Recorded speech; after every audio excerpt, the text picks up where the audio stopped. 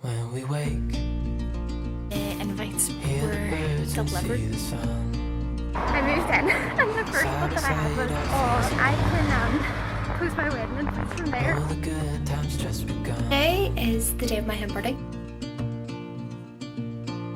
know To what my we have, let's hold on their tight. wedding invites. We're So looking ready to for. do this. It feels like something's actually happening. Then Ireland executive has just made an announcement and said that weddings are back on. We could have an actual wedding. Now, you two have a wonderful adventure ahead. Oh, I never want to plan a wedding in a pandemic again. Although it was kind of fun.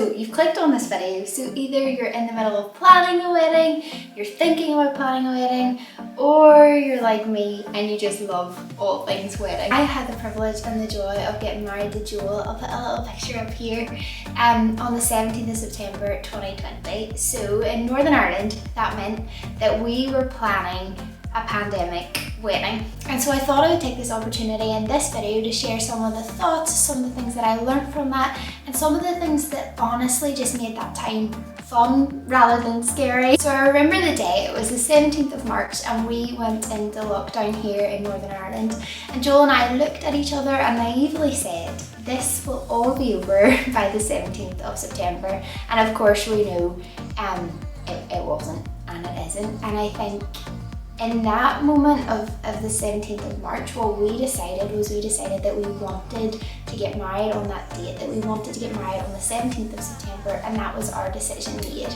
And so my first thought for you, or my first thing that I think really helped us in this time of planning a wedding in a pandemic, was to decide the day we wanted. So we decided we wanted to get married on the 17th of September, whatever that looked like, whatever that meant, however many people we were able to have, whatever reception we were able to do, and that we just wanted to get married on the 17th of September. Think of the day that you want.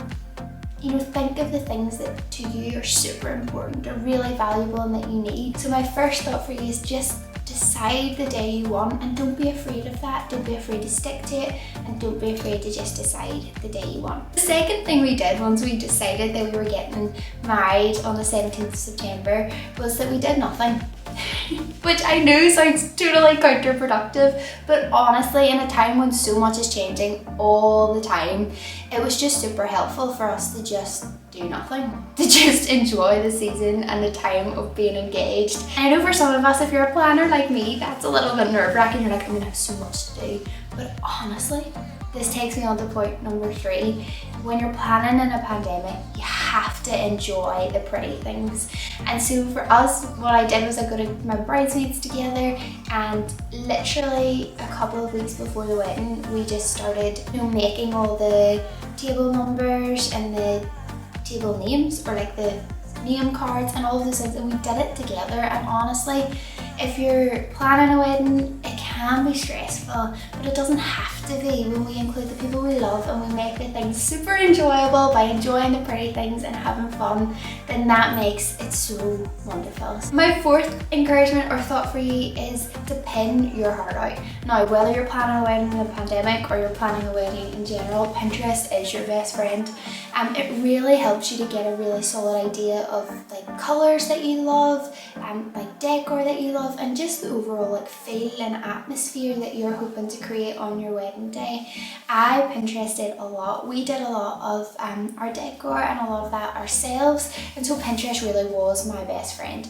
Now, my one thought on Pinterest that I would say is that once that is kind of all set, so like once you've picked your venue, once kind of you've decided like the atmosphere or the feel of your wedding day and your colours and stuff, stop looking at anything other than your Pinterest board, because you will get to a point where you'll look at another idea and you'll be like, oh, I wish we did that, or I wish we tried that, or I wish we put that in. And honestly, there comes a point where it is like your wedding day set, like your venue set, your atmosphere set. So at that point, just stick to your board, stick to the board you've created for your inspiration along the rest of the way. Wee tea break, it's time on it.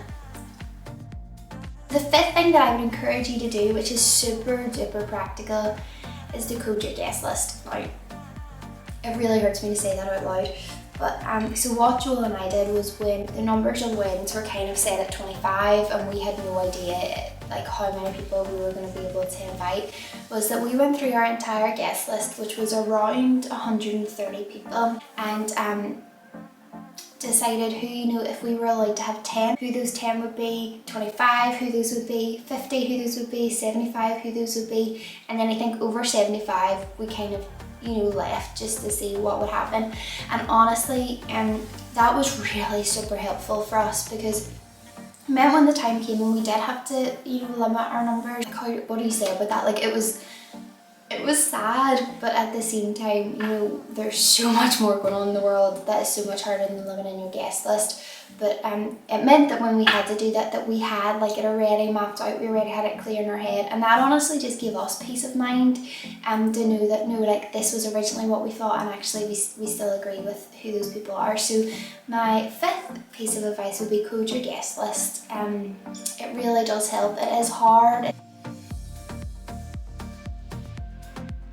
Sixth thing is get creative. We are in lockdown at the time of me filming this video, and that does mean, you know, with the darker evenings, with it still being winter, with us not being able to get out and about. And so I'd really encourage you to be creative. It's fun. It gives you an opportunity to design things for your wedding that are personal and that are just for you.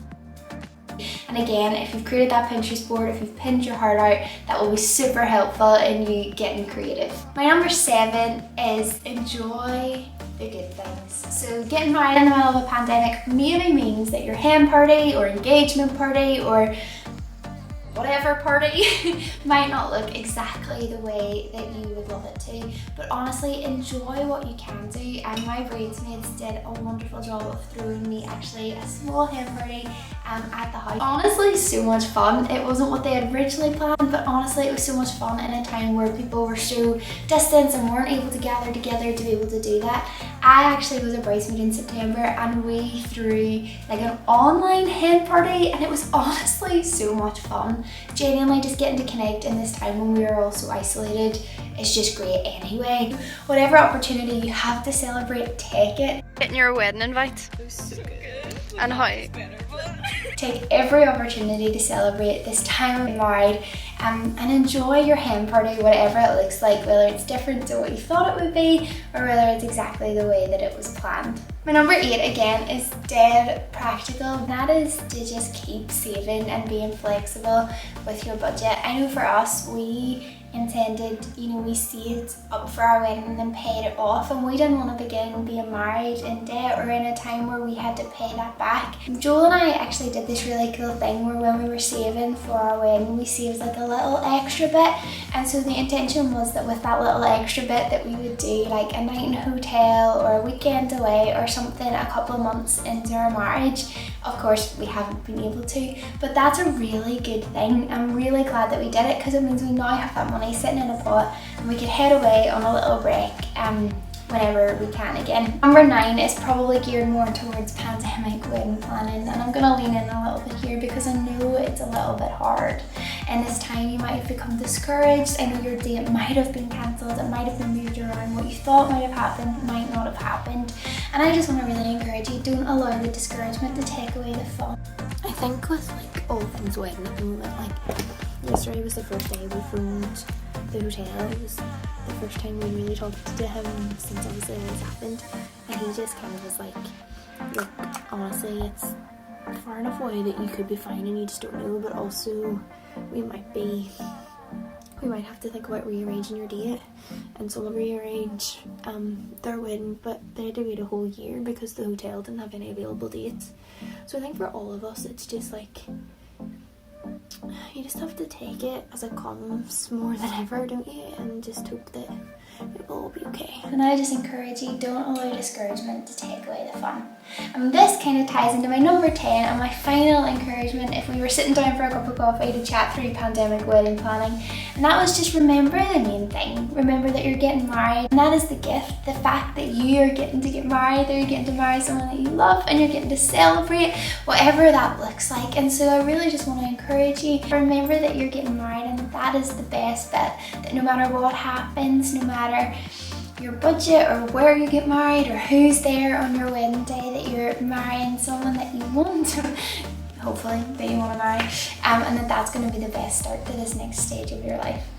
So guys, those are my 10 thoughts if we were sitting down for a cup of coffee to do some pandemic wedding planning. I hope you'd enjoyed. I hope it's encouraged you to give it a thumbs up if you did, and subscribe. It really supports and helps my channel, and I can't wait to see you next Thursday for another video. Bye! Hello there, Shannon. What up? What about this big plan? I feel like I want to jump.